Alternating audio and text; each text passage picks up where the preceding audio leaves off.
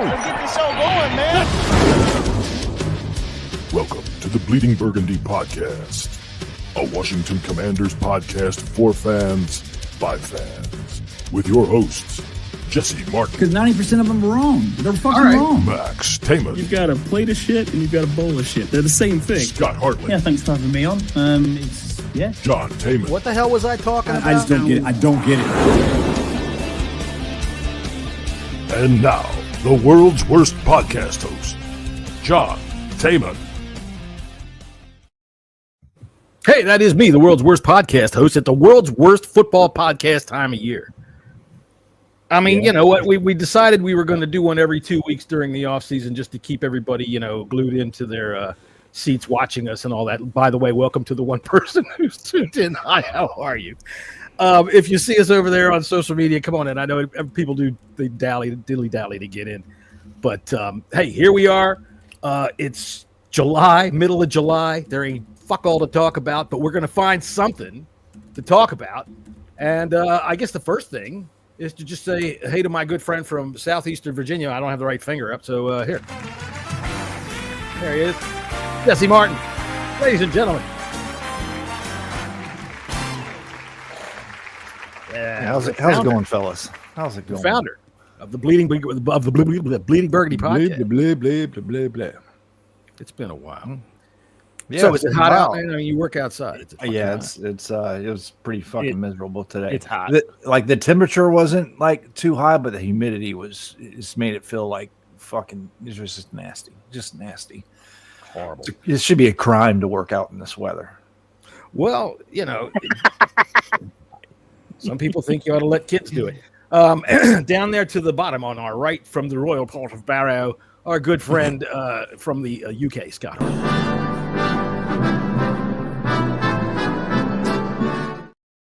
Now, Scott, I dare say that if you stepped outside in the weather that we've had for the last 2 weeks, you would shrivel up. Burst. He would just shrivel up like a dead apple up on the vine, up on the tree. It's hot here, actually. We've got a heat wave coming this weekend, which is great. Define hot. 90. 79. Is it 90? It's 90, yeah. But obviously, the problem you have is humidity. And even I've seen it's quite funny. You were all taking the piss in the last time we had a heat wave, and I've seen Americans walking. I've seen Americans walking around London going, "Oh my God, it's actually really hot." And I don't know what it is. I don't know if it's the humidity or the fact that everything's closed in and it's there's just no escape from it. So it's quite warm. But yeah, those people that we send over at this time of year, they're from the Northwest. That's where we send them from. They don't know what heat is over there. But dude, if you came here where the average temperature itself is about 98 for the last 10 days, and heat index is well into the hundreds with the humidity so crazy. 110. Oh my God. It's like stepping outside and somebody just takes a big wet rubber mat and throws it all around you. And then you're stuck in it. it's going to be 95. It's going to be 95 in London. So All right, so you remember that's quite hot. That's hot. Remember, Scotty, when you came September, it was like 2 years ago when y'all came, when we went down. Yeah, and it was hot. That Yeah. Well, add about 15 degrees to that. And, There you go. And that's what it's like out here. Yeah. Okay. It's fucking hot. Also, Scott, you're mentioning London weather, knowing that's like 200 miles from you. Yeah. Well, even still, for London to be 90, It's a small. 95 degrees. It's a small island, Max. It's like Jesse does that drive to DC. You know what I mean? Yeah, but Jesse's not sitting here, so God, it's so hot in DC today. Like that has anything to do with him. Speaking of hot, Max was once voted the hottest kid in his class, and I think, what was that, second grade? I don't even know why they were voting for it. But you did take a very nice swimsuit picture, so welcome. Hey, thank you. I'm glad that came out. I forgot about that one. Thank you very much. Yeah, at least they let the parents do the oiling, and that I think was key. Gave everybody good peace of mind. All right, so Max is here. Yay. All right, so there we are. We're all here to talk about the Commanders, who I think hit a home run this week, don't we think? With the alternate uniforms. Absolutely. Yeah, that happened. Absolutely. When was the last time you saw them, other than win a football game, do something that everybody basically went, yeah, that's pretty good? Well, let's not everybody. Everybody. Not everybody. There were some out there that, well, if they went this far, why don't they go all the way and go to the Of course. Redskins? Those people aren't going to go away. And fucking Mike Florio, who I know is watching right now, my so God. dude, stop it.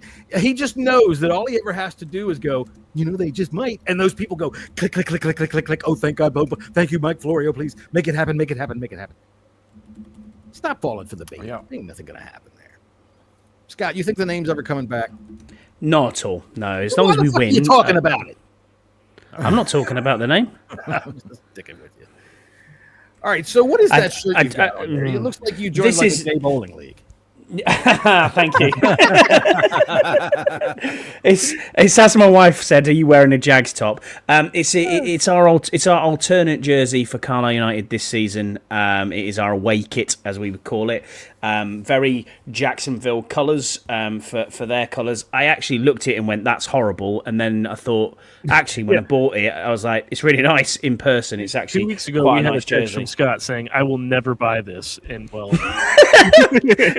2 days later, it's in the shopping basket, Max. Yeah, but yeah, the owner of my team, obviously, that they are American. They are from Jacksonville, and they own 15% of the Jags. So, hence, this is our colour for the season.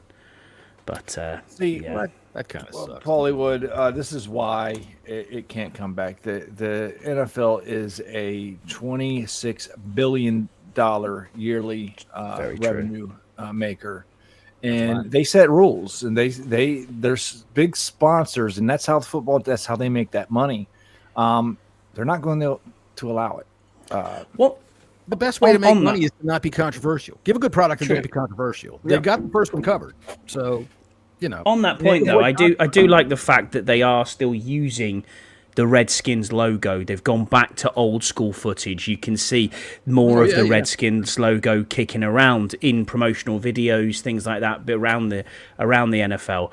And even when they're showing like old footage and stuff, it's like, oh yeah, here is the Redskins logo, which is great. It's great to see that they're not completely deleting it, i.e. what Snyder kind of wanted to do initially when he came out.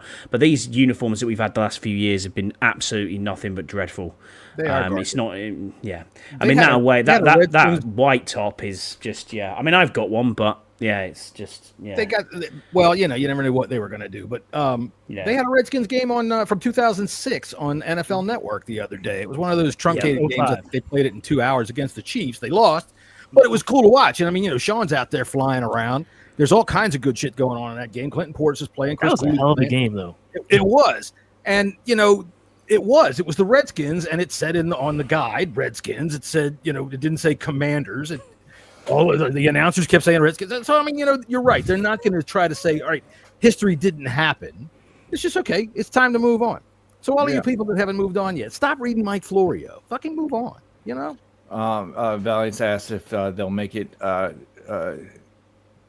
for the full regular season, if these are going to be our colors, and I believe so. I think I think they'll so. get it'll be the red and the white, and I think they're going to hang on to the black. From what I'm hearing through John Keim and Kevin Sheehan and them, is that the players and ownership really like the black jerseys. So I think that's going to be like the 1 or 2 games per season, probably starting in 2026, 2027, something around there. I know there's rules around when you can have the makeover, but there's also a rule if you have a new ownership, you're able to. I think they're able to work something out. I think if you show up at the table and go, look how much money we can make if we do this. All the other 31 owners go, true. all right, change the rule. I think it's 2026. We're allowed to change our burgundy uniforms and change alternatives and stuff and name what you want. So there's no doubt at Valiance I can see this being our alternate uniform. The whites will be there as of next year, as in the current ones that we're wearing as the Super Bowl era ones. And I think you'll see changes back to the original burgundy as well. What I do like about them though is I like the fact that they've gone off, even though it's made by Nike or Nike, and it's the little spots that you've got in there, and the nameplate is absolutely spot on as well. It's the little details they've done right with this, almost going back to the Reebok era of wearing jerseys. And Scott, it was so simple. I mean, this was a Yeah, it simple was. change that meant a whole hell of a lot to the fan base as well, too. Mm-hmm. I mean, you didn't have to dig deep in imagination to come up with a new jersey. No. All you had to do is travel to the back in glory. time just a little Right. bit to make it happen. Tell you what makes a hell of a difference is the gold face mask. Yeah, It makes and one and hell of a two difference. I mean, the and two stripe is stripes great. down the middle. It's the Yeah. stripe. The stripe is too. great, right? Because even if the face mask wasn't the same, the stripe is the big thing. The gold face no, mask sets the whole like thing off. I think that's what throws me off too. Why I don't like the gold pants on the red jerseys that or the burgundy jerseys that we have now, because there's nothing with it. It seriously looks like French fries dipped in ketchup. But if they do want to keep the gold pants, they got to bring some stripes. No. You know, the gold pants for me. I mean, if they're going to go for our Super Bowl winning eras, that was what we looked like right then and there. Joe Gibbs had us wearing white jerseys at home with the burgundy pants. Very rarely did we do the opposite. Hang on a minute, I got to get rid of this. Yeah, we only did the opposite when we absolutely had to, and we were going Right. up against another home team that we're like the play- Cowboys, that must have played that had to play in white. right? And we Why would did force they- the why did Cowboys they to do that? wear their blue as often as possible. They hate that. Why did they do that? Just to wear the alternate, what was technically the alternate uniform at home? What are you talking about? What I So mean by that the- is why would so- you wear white uniform Oh, at home so- if that was classed as alternate? So the home team is allowed to pick. Yeah. Oh, And okay. The biggest Right. thing with it is white repels the sun. That's why Don Shula with Right. the Dolphins, if Right. you watch their clips, they always wear white at home because it repels the heat and it makes the other teams wear colors. Right. So we have always been a team that has worn white at home because that's also what they do in baseball. That's what they do in basketball. Well, It's- before Gibbs, red jerseys wore were our burgundy, main though. jerseys. And- Yeah. but Yeah, burgundy with the yellow pants. okay. In Get Max's the- life, we have worn white at home. Right. Well, yeah. Well, Fair that's what enough. Gibbs brought along in 1981 when he came along. That's what he did. He changed it so that that's what we looked like. When you say that the teams can pick, Scott, that kind of tells you something about the team you're rooting for there with that shirt on, doesn't it? No, well that's what I mean. We would never wear this at home. Oh, We'd never wear this at home. We just did that word. Your mouth made this much of a no. I'm not sure if I'd wear that at home. it behind looks like closed doors somebody either. squirted toothpaste on you. That's, We're I'll gonna just, bully John, Scott I'll just into- get my tits out and we'll do a naked pod. It'll be Well, fine. all right. Hey, why not? that's July. that's You the know what? pay-per-view People version got of the nothing to Bleeding do. Burgundy They're, podcast. It's hot outside, Scott. You might as well. You know, with the heat that you're talking about over there in the UK, you got to check for mold underneath those things, my friend. You got to make Oh, sure. I'll tell you. Been in the shower before I got on the pod, mate. It's all good. You Don't need that worry. one loofah that's just it's for two areas, and that's it.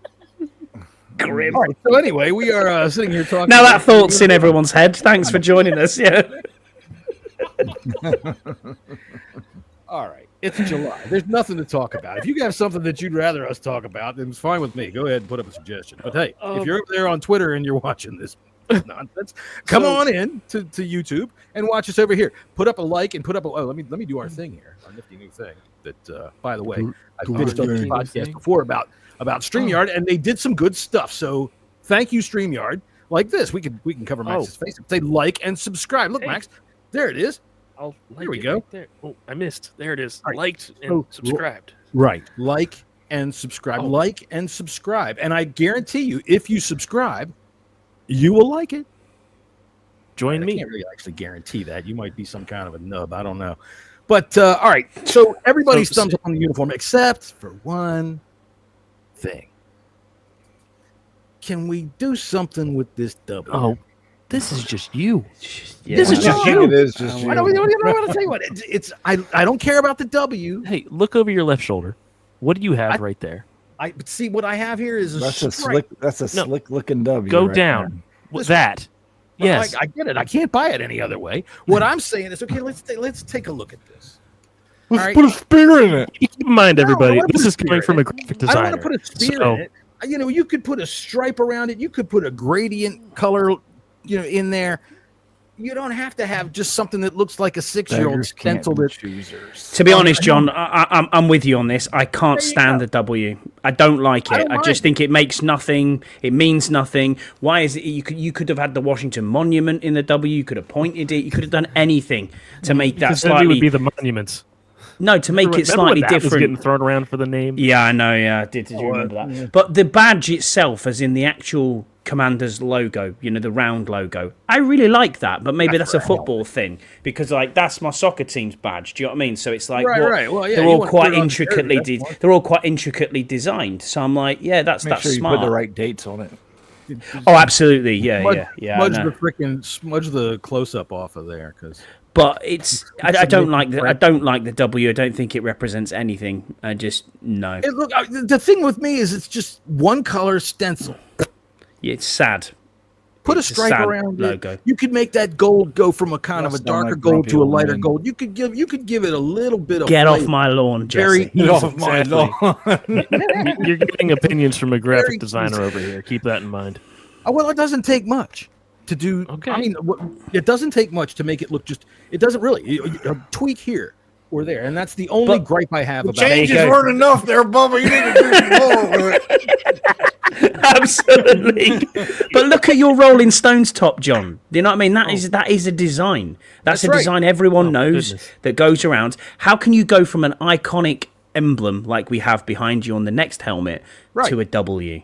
It's just such a down. It's just such a downcast. Keep in mind, this is coming back up from what it was. Right, we had an R, and then we went to that. So I know, but only for a year. Well, hey Jesse, do you see what's also back behind him? There is a spear. Where? Yeah, You got a spear. I got a spear back here. Yeah. Oh, up on this one. Yeah. On the banner. I'm sorry. I think that those are our worst uniforms ever. And then also 1960s. Also, if you go up, you're going to get a face that's going to break the camera here shortly. Well, you got this one too that had the. I mean the face in the top of that picture frame. Oh, this one with the sunglasses right there. That's going to break that picture frame. Yeah, well, you can bother with that. You can break your own camera right now. He's right there. There he is. Hey, there you go. That's right. That's right. Breaking cameras everywhere. Jesse Martin.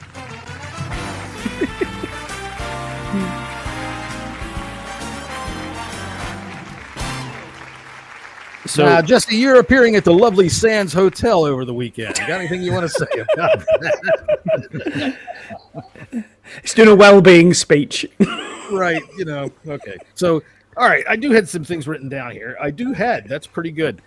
So Terry is still not signed. How concerned are we now? Not still at all. not. No. What about his thing yesterday where apparently he Instagrammed that he likes to eat cake while he's on his elliptical machine? You idiot. Isn't that what it said? I like to go get the cake, but I don't like to stop to work. So, he's eating this cake on the Peloton, right? Oh, boy. Yeah, it's going to get done. It's going to get done. I think probably a couple days before training camp or if we are in a month from now and it's not done, that's when red flags are going to get thrown up. Sure. Right now, it's still July. He was in Italy or France with Magic Johnson last week. Are we sure about that? Well, they were both somewhere nice and blue. Were they together? We also just mentioned that video from Magic Johnson of his yacht just reminded me how poor I am. Should I go to Chick-fil-A tonight? Nah, it's all right. I'll keep my savings while Magic Johnson's on a yacht. Yeah, exactly. Well, look what you could have won. The further that video zoomed out, my wallet just said, "What the hell, man?" Right. By the way, we do have a breaking news item here from the Bleeding Burgundy podcast. Put the breaking news up. Well, I don't have that available right off the top of my head because it wouldn't go away. So here's the thing. Our trial that we had 2 weeks ago about Terry McLaurin. Yes. I hate to say this, but you guys took one hell of a beating. Our people voted, and I think there were 48 votes, and we got 36 of them. Well, that just tells us it's not majority. Well, I mean, you're right, and I think that's what the voting said. I think that's what the votes said. That's not majority. That means the jury's hung. All right. That's a hung jury. Hung jury. Well, I think some of those would take that as compliments. Yeah, maybe. Right? Eric Hemingway in the jury. He might have been. All right. So All Terry. right. Let's on Terry before we change the. I think what's going on is what I've been saying all along. What's going on is Terry's asking for too much right now, and more than I think the team is willing to pay him. I think this age thing is definitely coming to play in this contract. I think they're good. They're going to get it done. They're going to come to an agreement. I think it's going to be a 3-year contract with out after 2, and then probably, I mean, they want Terry to stay here for the rest of his career, and once that contract's done, there's going to be a bunch of 1-year contracts, I think. Sure. If you had the opportunity, would you trade him for someone like Ayuk? No. I don't think Coming off so. of a season-ending injury like that, no. Guy that's 100%. If you had asked me last year, I would have said no question about it. No question. Because he's on 30 million, and that's the reason I asked that question, was because he's on 30 mil. So obviously being in and around that level, and that's not necessarily about the talent. No. It's about the durability. I mean, I'm not going to say he's an injury-prone dude, but the fact of the matter is, when you talk about these two wide receivers, anybody could tear an ACL at any moment. That's for sure. But the fact of the matter is Terry has not, and Brandon Ayuk has. So at this juncture, I'm taking the guy that's got no scars on him, no scars, no knives have touched him. Go ahead. I do think Brandon Ayuk is a more talented receiver than as a whole. He can sing, but who cares? Go ahead, Max. You had something to say. Oh no, I was just going to compliment Jess or you on using the word scars as opposed to nicks. That way, Jesse doesn't jump down your throat. Well, Jesse's been trying to get down my throat ever since he met me, but he hasn't bought me enough fucking drinks. Near to that. Good morning. Pause. So, speaking of contract extensions, did you guys see the laughable one of the day? No. The Bears GM got an extension. Oh, yeah, that one, yes. Oh, well. He got a extension through 2029. Do you guys just want to guess real quick? He has been the GM in Chicago for 51 games. Is that polls, is it? It's polls. What is the Bears' record in his tenure? In 51 games, I'm going to say 17-34. No, I'm going less wins than that. 13 wins, I'm saying. You got to give the losses, too. Come on, man. Do the math in your head. I did. Is that 30? They won 7 last year. They won 5 last year. 5. I thought they were Remember, they won 4, and then they came to us, and then we destroyed them and ate their soul. They got 12 wins. 7. They've had in the last 51 games. They are 15-36. Wow. And this is a GM that just got a contract extension through 2029. If you look at the Bears roster as a whole, it's not bad. Pretty good roster. I mean, you're right, but it wasn't like this a year ago when they should have both been fired. Look, right. That's the thing. Where I'm at with that guy, I mean, go for it, Bears. Do all you damn well want. Keep breaking Adam Rank's heart. I don't give a shit. But when you've got the number 1 pick and you've got that staff still sitting there to make it, that is a failure of unbelievable proportion. That's the sign right there. That this coaching staff has given you the number 1 pick. They suck. Get them the fuck out of here. It's not like that there was any real groundswell to show that he was actually getting better, right? They let I can't even remember his name. What the fuck was his name? Oh, come on. Eberflus. That's right. It's that Norwegian word for sewage. I forgot about that. Eberflus. They let that idiot make the pick, and that's right when before they even got there. As soon as the owner turned around and said to Poles, "So what's your plan in January?" Because their season was over again. He said, "I'm going to let Matt Eberflus take this number 1 pick." The guy should have taken him out Chicago style, like with fucking cement around his shoes and into the river. There's no way he will be getting an extension. I'm gonna push back just slightly on that. I think Ryan Poles has done a pretty decent job. I think he's a decent GM. With building the team because he's not a coach. He's not a coach. Right, I know he's not a coach. Jesse, everywhere you go, the GM and the coach are paired. Yeah. That's right. So live and die by the sword, don't you? Normally, unless you're Stephen Jones. But the fact of the matter is, the coach is a guy he left in place when he shouldn't have. That was his mistake right there. Was leaving Eberflus there to make that may have not because right there and let the guy who came in make his. If I remember correctly, Poles wasn't Eberflus's pick. No. Poles came in after No, I Eberflus know. had already been there But he let him stay to make that pick. Is what I'm for a saying. year. You know, We should've get fired to. him right away. I think there could be Then a he little might have bit more picked Jaden. into it. And we'd be fucked. So, I'm kind of glad that he is fucking up. Ryan Poles hired Matt Eberflus. Oh, he did he? Okay, there you Ryan go. Poles has But been Matt, there since It doesn't they matter got if he there at the hired exact same time. They were, and we get to were see conjoined. we get to see Matt Eberflus twice this year because he's the coordinator at the Cowboys. The GMs and coaches are married at all. I mean, sometimes coaching just doesn't work out. Jesse, okay, but if you go look at every single team and how where their coaches and where their GMs are aligned, they are virtually similar. Like almost always they are the same. You will find very few that are not. I would think, for example, Poles was hired 5 days before Eberflus. Okay. Okay, that's one example. Give me GM another. that survives John Lynch and Kyle Shanahan. Right. They were hired. Shanahan goes, Lynch has to go. See, I don't think so. I don't think No, so. they were hired within days of each other. Is what I'm saying. but AP and DQ. There's another example. I would say this, though, in the case of the San Francisco 49ers, John Lynch checked off on let's trade everything for Trey, what's his name? And, they managed to overcome all of that shit because of Kyle Shanahan. So, yeah, if you're going to fire Kyle Shanahan, you're already deciding everything's going to change. You might as well get rid of that moron. They have overcome their general manager. Is what I'm saying. I'll disagree with you guys on that. I actually like Ryan Poles. I think he's a decent GM. I think he's done a hell of a job building that team. Yeah, I think they're going to have a good team this year as well. I don't think they're going to be amazing. As long as Caleb it's does all well, good. they'll be okay.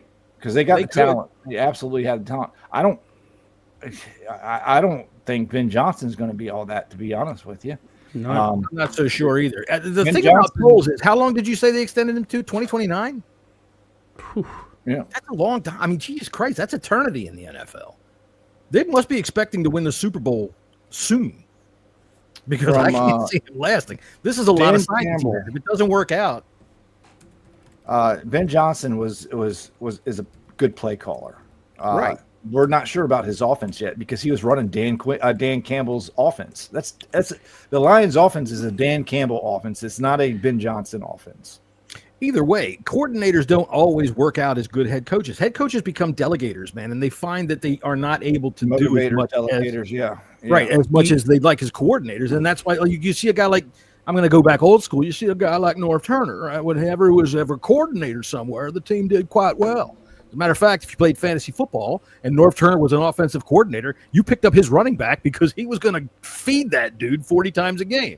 But as a head coach, it just doesn't work out. It doesn't work out because they're not quite sure how to go. And I'm not saying that happens all the time, but Brian Johnson seems to be more of an X's and O's guy rather than a guy's guy. Ben Johnson. The one I wanted to talk about. There was a bit of news that came out really, and it was more not news but more rumblings. Is our defensive coordinator on the hot seat this year? You just kind of stole my thunder a little bit. Sorry, dude.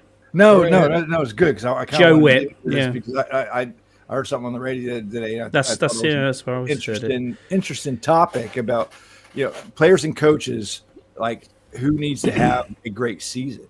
Like who is like your top three. It can be players and coaches. Like in mine, and when I thought about it, my number one was Joe Witt Jr. I think he's got to have a good season this year. Otherwise, I think he's going to be gone. What is your definition of a good season, though? Okay, we were shit last year. We need to be less of shit this year. That's my qualifier. Is it just show improvement, or is it? It has to be. Joe Witt was talking about being so aggressive, and we were going to be taking the ball. Okay, well, we're not taking the ball. All right, so I want to see that change. We've done a lot of work on this secondary.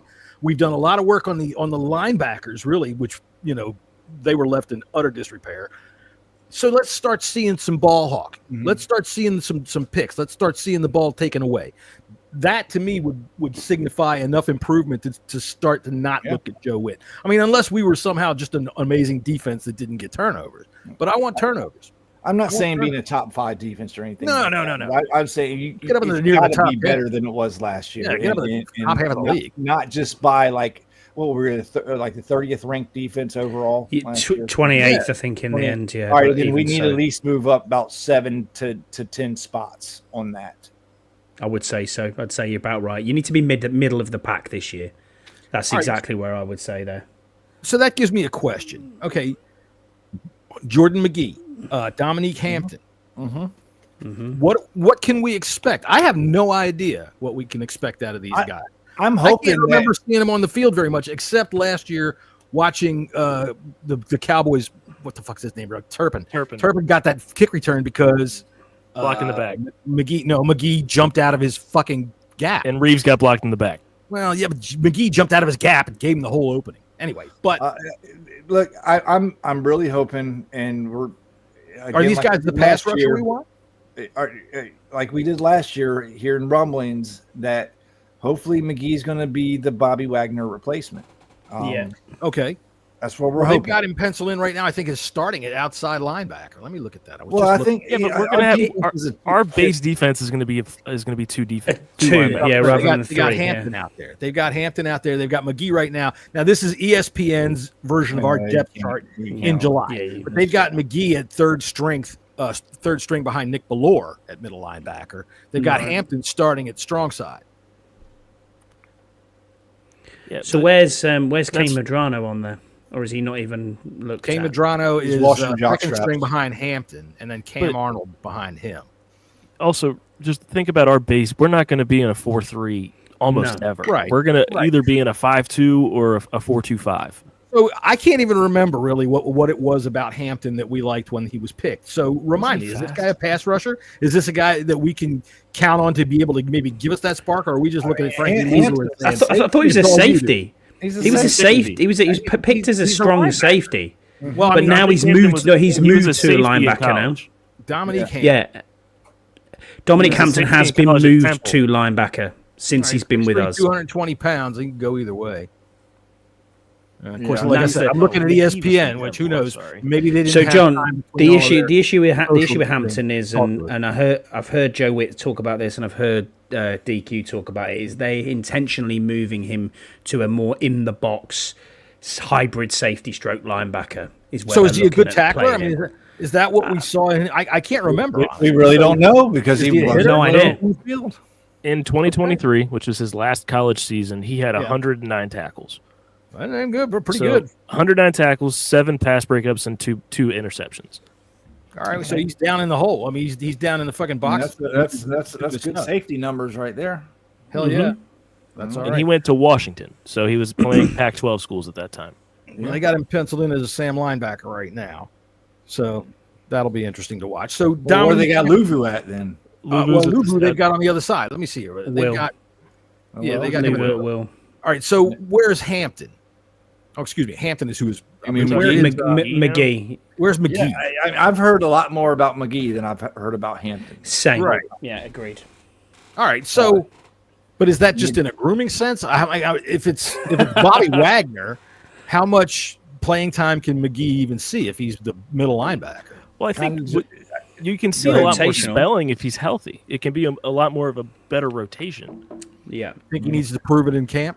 I mean, because he's been injured. He could come in more on passing downs. As we know, we don't want Bobby Wagner out there trying to cover tight ends or running backs or anything like that. I think McGee would be better suited for that.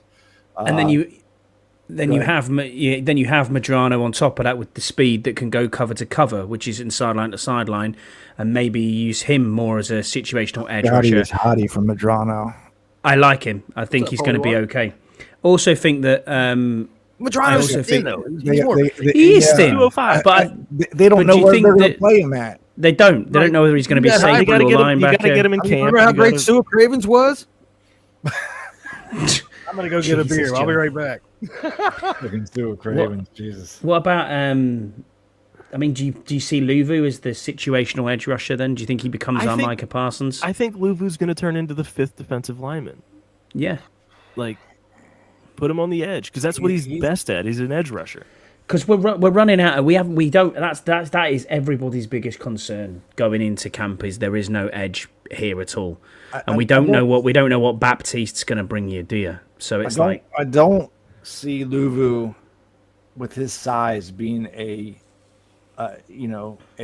multi-down edge rusher.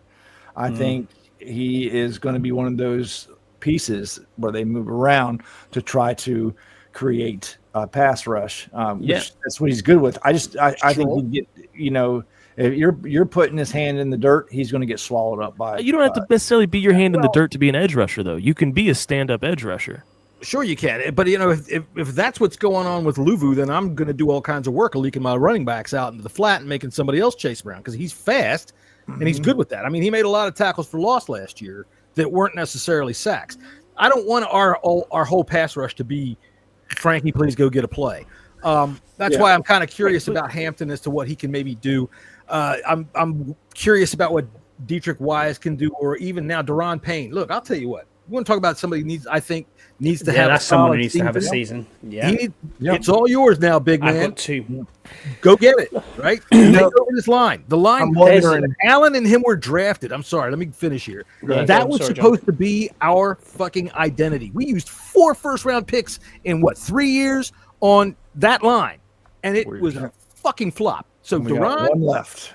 Deron was the one I thought, other than Chase's rookie year, that has shown some promise. Deron could be a beast. Deron showed promises with his contract year. So that's so selfish. I'll say this. He did do the thing, man. So I'm wondering if they see this team getting most of their pressures from the middle and not necessarily on the ends, with the signing of Wise, with the signing of Jacob Martin. Those are two really, really good. Right, you're going to have edge headers to be able to contain that, and they're gonna try to get Newton and Payne and even leaking or have Luvu leak up the middle as Payne and Newton try to make holes for him, and we saw him do that pretty well last year a couple of times. I think that's where the most of our pass rush is going to come, is from the inside. Okay. To stick on this subject, then, let's go around the room if you want. And who are your 3 that need to have a big season, as Max pointed out earlier? Who are your 3? Hang on a second. We got to make this sound like we know what the fuck we're doing here. So let's see. I know mine straight off. Well, go ahead. Let's start us off. It's not hard, mate. So I think Marshawn Lattimore's got to have a big season. I agree. Absolutely. Deron Payne was 1, and so was Joe Witt. They were my 3, basically. The only one we didn't talk about was Lattimore. Max, go ahead. We're just going to do defense. Just skip me. I got to make whoever. Here. Whoever. All right. I wasn't prepared. All right, go ahead, Jesse. Joe Witt is number 1 by far. I think is the biggest. I'll say Deebo Samuel. I think he's going to need to have a good year because he's playing for a contract, whether it's going to be here or somebody else. It's going to be overlapping Jaden Daniels. Most likely, Scotty. Yeah. Daniels is going to come up in 3 years after this year. Yeah, Debo's not going to be here for another 3 years. His contract will be finished. The same as Terry's. I mean, if we're going to give him one. Once you get to 30, you usually only get 1 or 2 year contracts. On normal basis. My third, Deron Payne. It's got to be Deron. He's got to step up. He's the leader of that defensive line room now. What's his contract situation as well? Has he got a contract? Yeah, he's up. He's. I think this is his last year. I think this is his last year. Yeah. All right. Well, I'll tell you what. I'd said Deron Payne earlier, but I'll go 3 more. Brian Robinson. We need a number 1 running back. We need a running back 1. That 1,000 yards is not something that we have to hope for. The dude has only broken 800 yards. That's all he's done. All right. Now, granted, he was dinged up last year, so it's hard. He played hurt. Line issues. Yeah. You're right. He needs to have a good year. He needs to have a good year. First year that he was here, he had only a half an ass cheek, so I'm not going to hold that against him. I don't hate Brian Robinson, but we need a running back 1. Dude has to step up, man. He has to step up. I will say, I just thought of another one. But Ben Sinnott. I want to see some progress from Ben Sinnott. Listen, I was just watching Dan Farrar, I think is his name. Dan Farrar. Yep. He put up with Zach Ertz talking about how he gets. Did you see that? The thing that stuck out to me was in the middle of it when he said John Bates was the best blocking tight end he'd ever been around. Zach Ertz is a fucking 13-year veteran, all right, on some quality football teams. Yeah. So that says a lot right there to me. And I was a guy that had questioned John Bates and wondered why they gave him such a contract, why they gave him an extension. But if you got a guy like Zach Ertz saying that kind of stuff, that I think says a lot to me. The other guy that I think needs to step up, really, I got to see it out of McGee, or, well, not necessarily McGee, but out of Hampton. If he's going to start, I got to see it. I want to see it. I don't want to sit there and say, okay, this is your rookie year, because it's not. All right, I don't care if you missed all of last year. This is not the way the NFL works, right? What was he, a third-round pick, second-round pick? Yeah, third. Third? All right, so we get him for 3 years on the rookie contract, right? Four? Okay, so we got 3 now because first one's gone. There's no time for patience. If you're going to be hurt, buddy, you better fucking come back ready. So I want to see it out of him. I mean, let's go. All right, Max, what you got? My turn. Yes. So I've got whoever's going to start at left guard, whether it be Coleman, whether it be Allegretti. We need that because Coleman. Right. If it's Coleman, you got bumped out of your spot already. Right. Prove it here. If it's going to be Allegretti, dog, you got to do better than what you did last year. He did all right first half of the season. You're right, but the first half of the season, there's a whole other hat. We played 20 games last year. You can't be good for 8. And we also had injuries at center and some other things. I'd argue the right guard. I think Coleman's going to be fine at left guard. I think he's being good at left guard. I mean, I think that Wiley's going to be good at right guard in spell. Honestly, I think Coleman, he's got to show it too. If you've already gotten bumped out of one position, that's my thing. Show. Right. I want Javon Kinlaw to justify his signing. Yes. Hell yeah. He got $45 million, and a lot of people in the media don't understand that. Well, a lot of people in the media don't understand why dogs need shit outside either. If you look, see, this is where I don't understand a lot of people in the media. He's got $30 million. Was it guaranteed? I think. Yeah. Mm-hmm.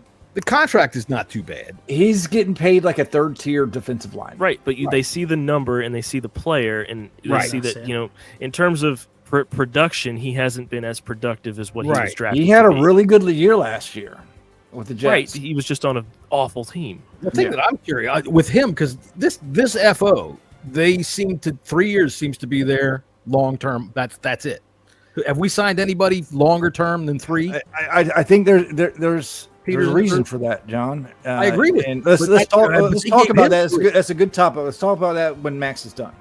That's what I mean about Kinlaw. They gave him 3, so that must make up for that. I took the cop out and went with another free agent, but Will Harris. We need that. That safety needs, because Chin, for what Chin could do in terms of laying the hammer in his pass coverage, he wasn't the best.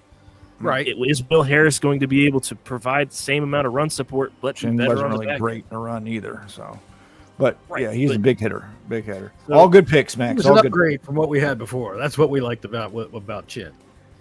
That was what he was. He was an upgrade from who did we have before? Forrest back there. Yes. He's still on the team somehow. Bram was talking about this on his show. Maybe it was yesterday or the day before, about how these contracts are set up with the guys that we're bringing in.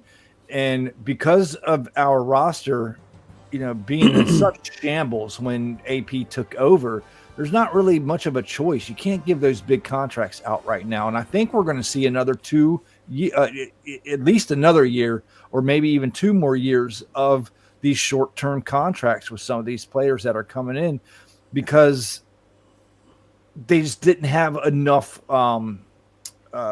staples on the team. Right. They've got a lot of work to do. Yeah, they still have a lot of work, and they have to build those. You have to build those up through the draft.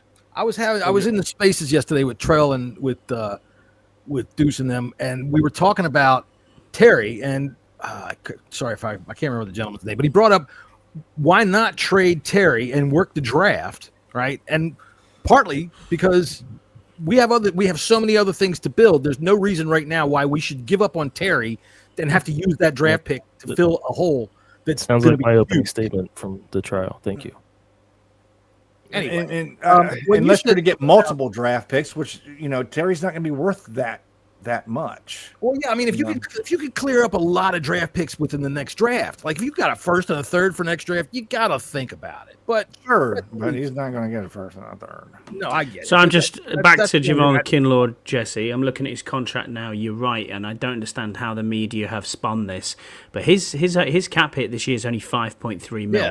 Yeah, his base salary is 1.3. Numbers are good too. So if we have 2 years, we can get out of it after 2 years. Potential out for the end of the 26th season, 31.4 million, and it would carry a 6 million dead cap. That's it.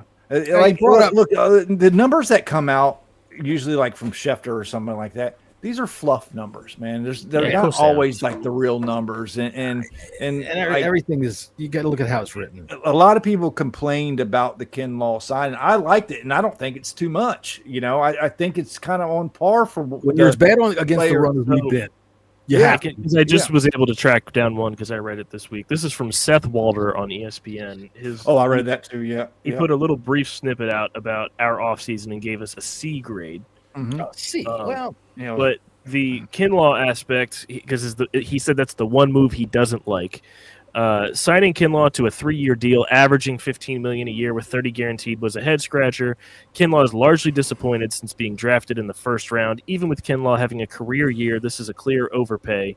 He was happy with us cutting Allen, but paying Kinlaw this much to replace him just doesn't make sense. That's kind of what you see. Is there's not a lot of substance to it. It's just more of you're looking at the surface level. Yeah.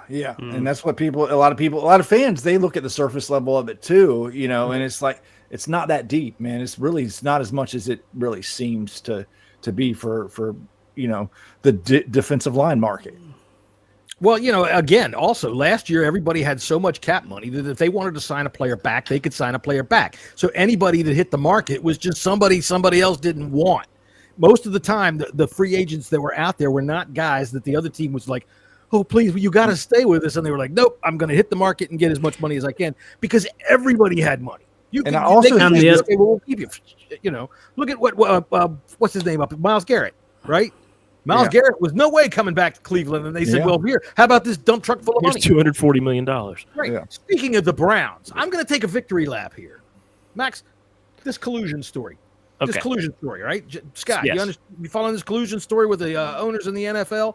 No, yeah. Jesse, you following this? Absolutely. All right. I called lay it out a while ago, too.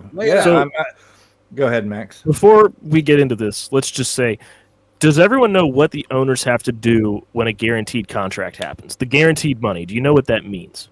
It means owners have to put in escrow account. Yes. Right. So, it's almost like a boxing match in the same way. The owners have to front that money right away. Yep. Right. Yeah. Well, after Deshaun Watson's, this is from some AI summarization.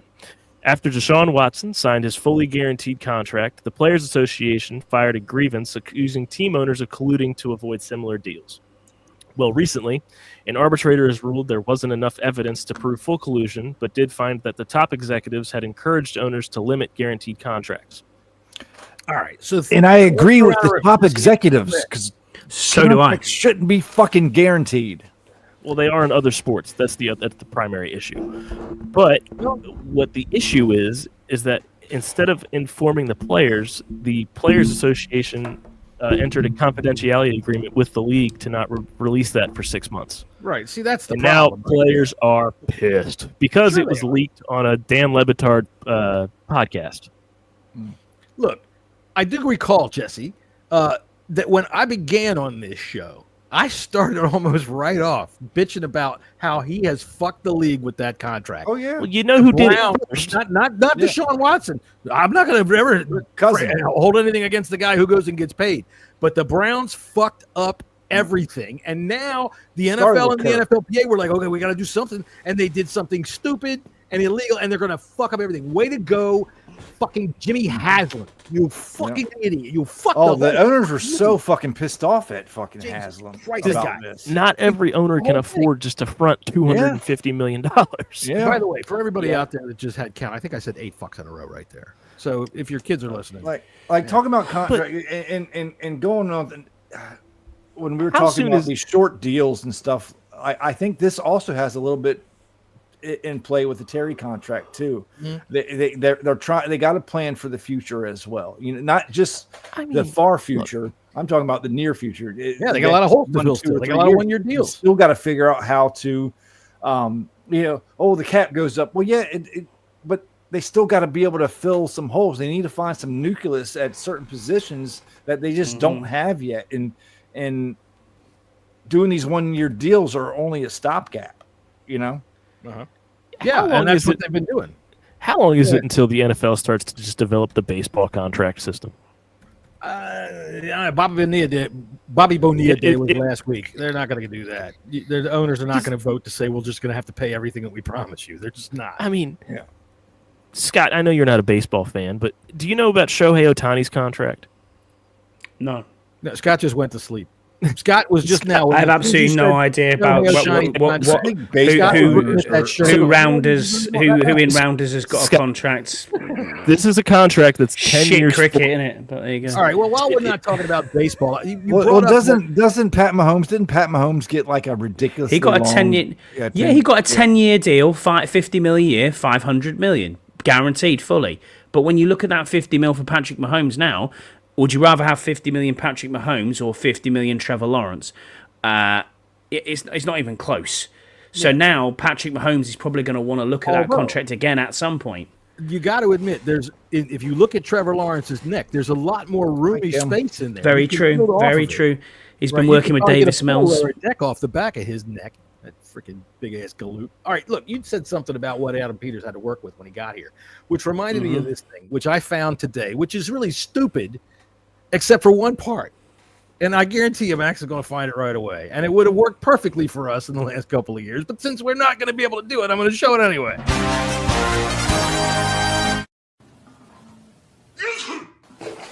Nice, Ron. I sneezed. Oh, I'm not allowed to. I swear to God, that woman with Ron. Nice, Ron. That just kills me. And listen, Ron's ready to go and have a fight with her.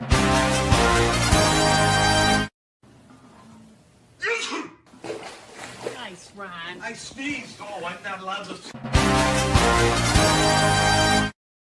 Nice, Ron.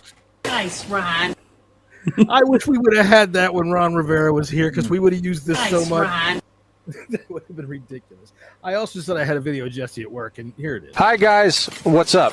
I'm standing in front of a big beaver dam. The heavy... That's all you need to see. That's the day in the life of me. There you go. Hauling off the beaver dams and shit like that. All right. So we were talking about something serious, and I went and fucked that all up. So we got 67. We got 67 million in cap space as it stands at the moment for next year. But that's excluding any walkover cap. We're gonna have to pay Tunsil. Well, I'm looking at. You want me to go through who's due a contract because I had it up just there. Fuck it. We were just watching a cat fall in a pool. Fuck it. I know Duran's going to be up. Let's see. Brian Robinson is going to be up. Obviously, Debo. Luvu's going to be up too, isn't he? Luvu. No. Oh, he's got one more year, but he's probably going to want to get in. We're probably going to have to go ahead and sign him to an extension. Let's not let his contract run out. Right. What about a guy like Quan Martin? He was a later round. He still has another year or two left on his contract too. Okay, because I thought he was a later round. So looking at this so far, if we go through it, it's Terry, Debo, Bobby Wagner, Marcus Mariota, Zach Ertz, Jonathan Jones, Matt Gay, the kicker, Austin Eckler, Andrew Wiley, Noah Brown, Dietrich Wise, Tress Way, Jake Martin, defensive end, Cleveland Farrell's up, Noah I is up, Josh Johnson is up, Trent Scott, Jeremy Nichols, Michael Dieter, Nate Herbig, and Sheldon Day, Brian Robinson, so on and so on and so on and so on and so on. There's so many 1-year deals here. But of obviously the bigger people, you would say, yeah, it's the top 3 or 4 there, isn't it, that we've got to look at? Like Laramie Tunsil's due a contract, Terry McLaurin's due a contract, Debo Robinson Samuel's will be due a gone. contract. I mean, unless Robinson Sorry, pulls in like a Laramie 1600 Tunsil's not due a contract, Jesse, by the looks of this. But they did not. He's give due up in. all He's, that- he's, yeah, he's due in 2027. They He's did due. not give up all that draft capital to not sign him to a deal. They're going Right, to sign right. him to a deal But- next year. So we got Biadish, Luvu, Armstrong, Lattimore, Payne, and Tunsil are 2027. I thought Deron Payne was this year. Lattimore is Maybe also not. 27. Yeah. But he's got no more guaranteed left after this year. I think he's got That's it. 2 million guaranteed this year. I think. Who's that? Lattimore, his dead Lattimore. cap next year is $2 million. Yes. Yeah. Wow. So All right. So he's going to want something too if we decide to keep him. Which So again, we can get out of that's it. So we have an out at the end of this year for Payne. Yeah. So I'm looking at so we can just say that's it. We're not we're out at the end of the contract, or he becomes a $28 million cap hit next year, which is a lot. But this year he's costing 26 against the cap, so it's quite a big contract. So if you look at Payne's contract this year, next year, then you look at Kinlaw's contract. There's a big fucking difference. Right. That's the tackle market, man. And this the freaking cap inflation, keeps going up and up, and it's just going to get these lower tier players. They want their buck out of it too. Well, now we're accepting euros too, right? I mean, if the NFL Bitcoin is going to be playing in Spain and Germany and all, we got to be accepting euros. What was the What do they tackle- use in Australia? If we go play in Australia, what are they going to pay for their ticket with? Like seashells? Dollars. It's Australian dollars and Oh. pounds in the UK. Thank you very much. What was the John. tackle? Fucking euros? Oh God, what was his name? Club me into that shit. Dude, I had a bunch of euros and I can't fold them. You just can't fold the fucking things. Same as ours. It's like plastic. Yeah. Yeah. He Go was a ahead, man. tackle. He got drafted by the Seahawks. He went to the Panthers in like 2020, and he wanted his entire contract in Bitcoin. Yeah.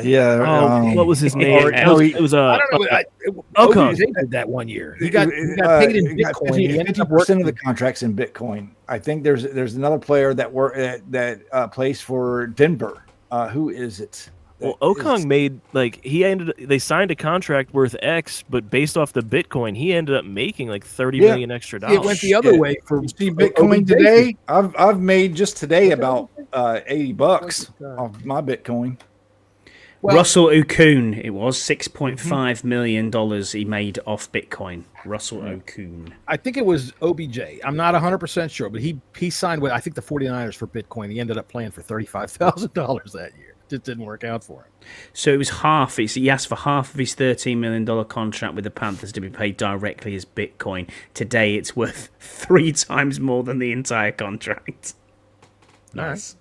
Good move. Smart Have man. you guys been paying attention to this ESPN top 10 list they come out with like twice, Oh. 2-3 times a week? Oh, yeah, Laramie Tunsil was in the NFL top 100, wasn't he? Right now, He was number He just 86. rolled in 86. He's our first guy on there. Yeah, there was another thing. How that long came does it take for that to count down before Probably they get till- right? They're going to do it through the the Yeah. like the preseason. Oh, right, okay. Oh, and by the way, gents, as well, we've got 20 days till football starts again. Whoop, whoop. The Hall of Fame game. Well, Is that's it going to nice. get played this year? Because the field is. I don't know. always- It's preseason, isn't it? It's the first preseason game's on the 31st, And which the- is the Chargers that- against the Lions, I think. that field is always questionable if they're The going to play. Mexican It. field, is that where they're playing? No, it's in That's the Canton. one that's worse. And Oh, that It's in- field. Okay, yeah, that field's always Jesus. weird. No, I'm sorry. I'm trying to find shit over here on the fucking thing, so don't bother me. I'm trying to run the show. All right.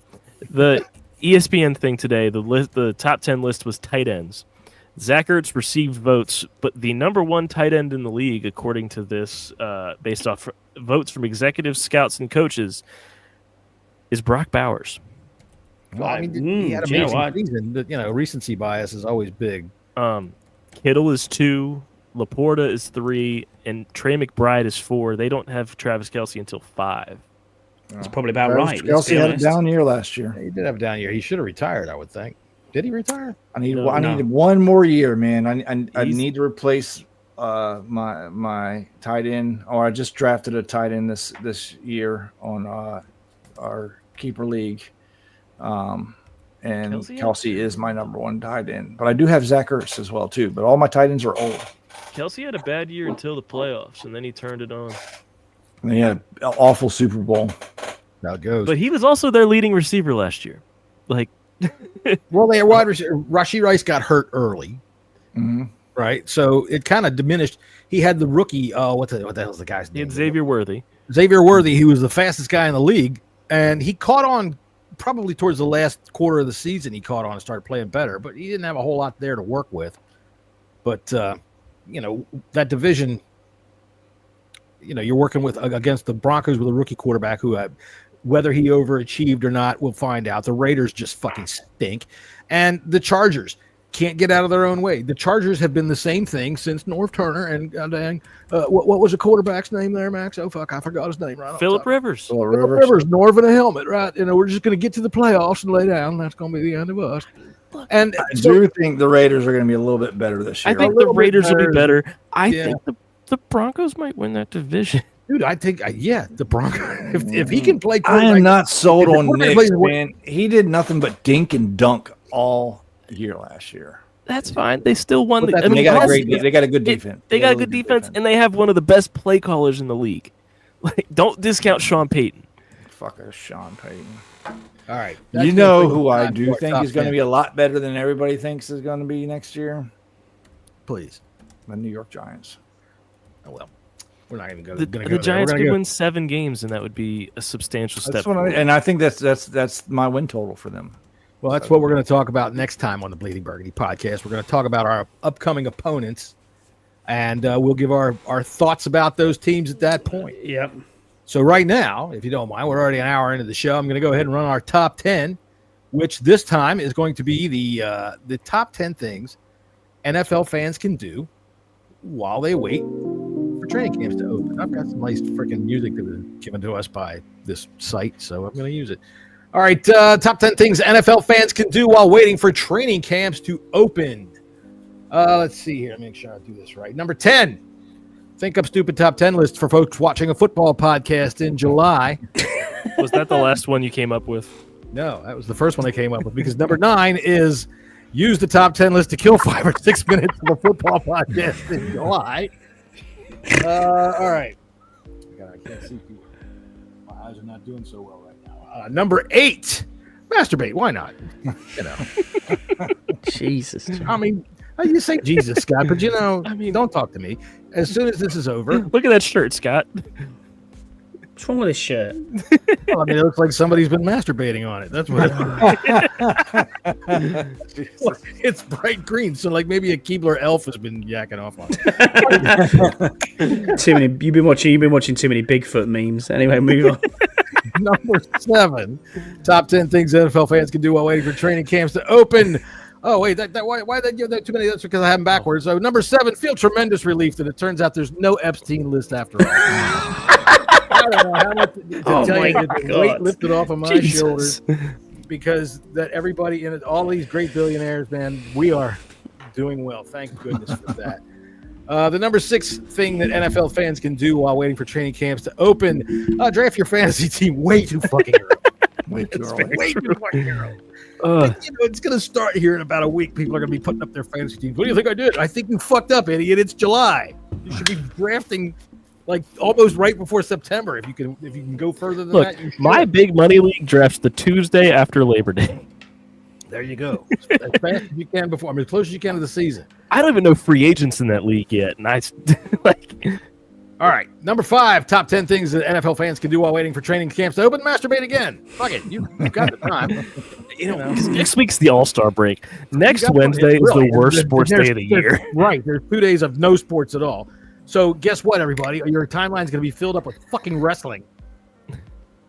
All right, the number 4 thing that NFL fans can do while waiting for training camps to open: develop other interests like football or football.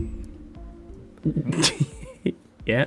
Works. Number 3 thing for NFL fans to do while waiting for training camps to open: get a haircut, shave that goofy cat in the hat mustache, and try to get laid. Now that one's kind of specific. I know who that's for. I know who that's for. I know who that's for. You've done well, sir. You've done well, sir. I understand. Number 2 things for NFL fans to do: melt in the DMV summer heat. Fucking hate it hot out there. And the number 1 things for fans to do while waiting for training camps to open: thank the Democrats and their weather control machine for keeping the winds blowing northward so that the stench of Philadelphia's trash strike didn't drift down the eastern seaboard. Way to go. There you go. There's your top 10 list. Let me get that off the stage, get everybody back. Oh, well, you know what? I tell you what. While I got everybody over here, why don't we read some email? Because we do have an email address now over on bleedingburgundy.com. By the way, bleedingburgundy.com. If you want to write to us, it's bleedingburgundypodcast@gmail.com.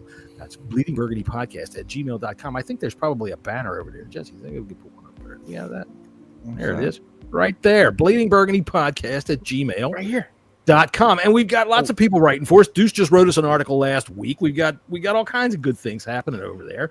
If you just can't get enough Commanders, and I'd say that if you're sitting here at 6:30 on a Friday, I just want to say that listen to us. You qualify. I haven't written yet because I just graduated college and I don't want to write. Congratulations.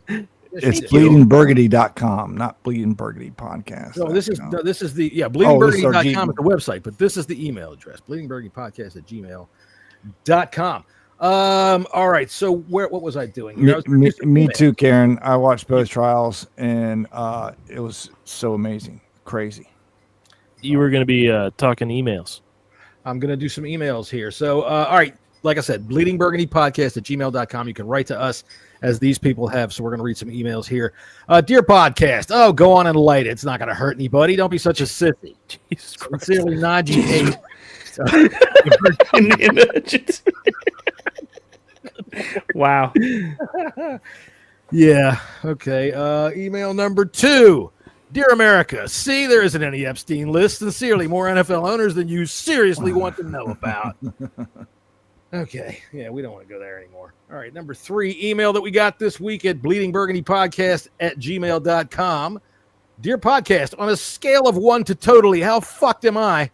I need to know right now because my cousin is holding a job for me in his real estate office. Sincerely, Kay Stefanski, Cleveland, Ohio. How fucked do you think he is? I think he's pretty fucked. Probably. Yeah. And it's not his fault. He's fucked. All right. Our 4th email says, RE question, dear podcast. Hold up. Real estate job? Can I send my resume? Sincerely, B. Dable. All right. We got one more thing here. And this was not an email. This was a tweet that came to us. All right. Our good friend, my friend, Jay up here says, this is the absolute worst week of the year for Commanders football. I actually listened to a podcast this morning ranking the custodial staff of the NFC East, which we all know, of course, Jackson, he wins. And I said, well, shit, there goes our idea for Bleeding Burgundy Podcast. And Gutlead, our good friend, says, time to go to the superhero, supervillain positions podcast. So, oh, wow. Who would you have starting at quarterback? Oh, that's what we're doing? Oh, that's what we're doing. Okay. I thought we were taking NFL players as superheroes. No. Okay. That would be gay. No, he's not going to do that. What did you say? Ridiculous. What are we doing? So I would say I have no idea. Oh, it's Captain America. What are you talking about? Captain America. Yes. No, he's a blocker, dude. He's got a shield. No, he is the leader. He is the leader. Can throw the ball at 1,000 miles an hour, and you got Rick Flash on the outside who can run and catch it. I think Tony Stark would be a good quarterback. Tony Stark is an. There's no leadership there. What? There's no leadership in Tony Stark. He's a diva. That's a wide receiver.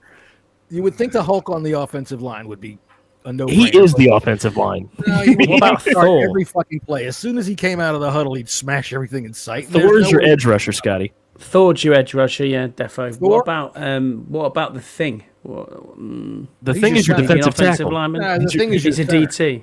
Yeah. Thor as an edge rusher is good because if he can't get past the tackle, he just throws his hammer and clocks. He'll just cause lightning and just singe the quarterback. There you go. True. That would work. Dak Prescott, please. That would work out. All right, so there you go. I've been watching this cheerleader. I'm having the Joker as safety. What did you just say? Safety, yes. No, it's safety is Doctor Strange because no matter what you pass, he's just gonna throw up another dimension. He'll It's just not do gonna be this and he'll complete. make you run It'll back. just be out in the Himalayas somewhere. All right, so yeah, they've had this cheerleaders thing on Netflix. Y'all seen this? Dallas Cowboys Yeah, the cheerleaders. Dallas Cowboys cheerleaders. I kind of like. I don't know if y'all have been watching, but I liked Amber. I thought she was cute. Like Wow. like Jason Kelsey. Oh yeah. Have you watched? Has anyone watched Quarterback? Quarter? Yeah, I've got 2 episodes left, John. Of Quarterback. That was just I think in is- line at the AT&T Stadium in the beer line, wasn't it? This? Yeah.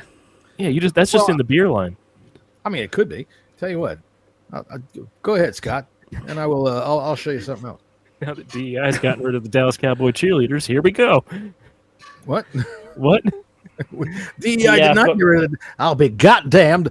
My cheerleaders, there ain't going to be a goddamn man among them. There ain't going to be a man hiding in there either with any kind of stuffies or any kind of tape job.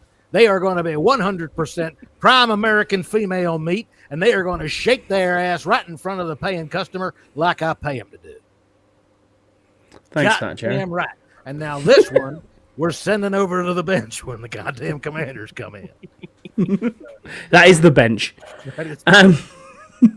Now we've got 2 episodes left of Quarterback. It's actually very good. I did like Joe Burrow in the 3rd episode when, or 2nd episode even when we were playing week 3 away at the Bengals.